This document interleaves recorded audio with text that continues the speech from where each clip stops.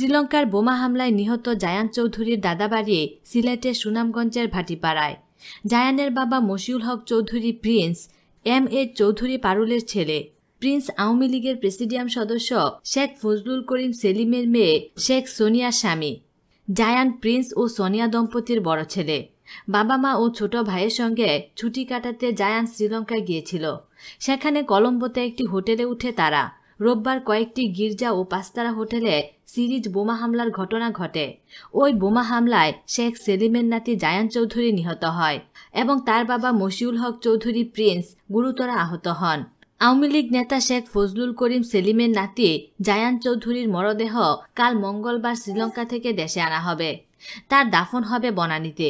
বোমা হামলার পর মশিউল হক চৌধুরী আহত হন এবং জায়ানকে অনেকক্ষণ পাওয়া যাচ্ছিল না। পরে হাসপাতালে তার মৃতদেহ পাওয়া যায়। এরপর আগে সন্ধ্যা পর্যন্ত নিখোঁজ ছিল শিশু জায়ান।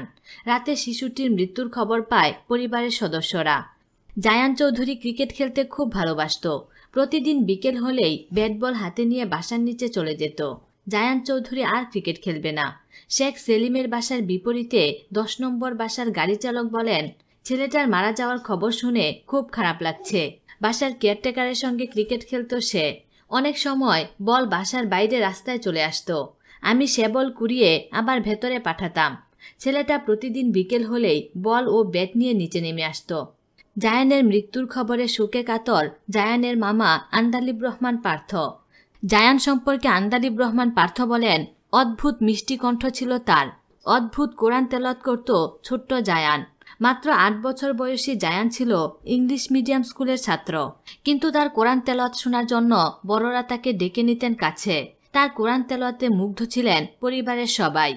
পার্থ তার বোন জায়ানের মা সোনিয়াকে অবাক হয়ে জিজ্ঞেস করতেন, কিভাবে এতটুকু বাচ্চা এত সুন্দর কোরআন তেলাওয়াত করতে পারে, কিভাবে শিখল? পার্থ আরও জানান, আমি ওকে ডেকে ওকে সামনে রেখে সূরা রহমান, সূরা মুলক সহ অনেক রকম সূরা শুনতাম। তার কণ্ঠ এত মিষ্টি ছিল যে সেটা এখনও আমার কানে বাজছে। সিলেটের সুনামগঞ্জের দিরাই ভাটিপাড়ার জমিদার পরিবারের সন্তান জায়ান চৌধুরী। আগামী নভেম্বর মাসে গ্রামের বাড়িতে যাওয়ার কথা ছিল তার, কিন্তু শ্রীলঙ্কায় জঙ্গি হামলায় নিহত হয় জায়ান। প্রিয় নাতির সঙ্গে নিজেদের জমিদারির গৌরব ও আভিজাত্যের গল্প করতেন দাদা মতিনুল হক চৌধুরী।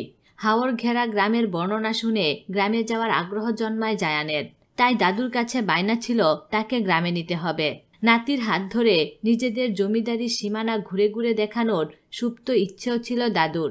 পূর্বপুরুষের স্মৃতিবিজড়িত স্থানের সঙ্গেও পরিচয় করিয়ে দিবেন এমন ভাবনা ছিল তার। নাতি প্রথমবারের মতো বাড়ি আসবে এই আহ্লাদে বেজায় খুশি ছিলেন দাদা। তাই ঢাকা থেকে 1 সপ্তাহ আগে বাড়িতে এসে বনেদি পুরনো ভবনের সংস্কার কাজ শুরু করেছিলেন তিনি। কিন্তু সেই সুখ আহ্লাদ শ্রীলঙ্কার জঙ্গি হামলায় জায়ানের মৃত্যুতে বিষাদে পরিণত হয়েছে। পুরো পরিবার এখন শোকে স্তব্ধ।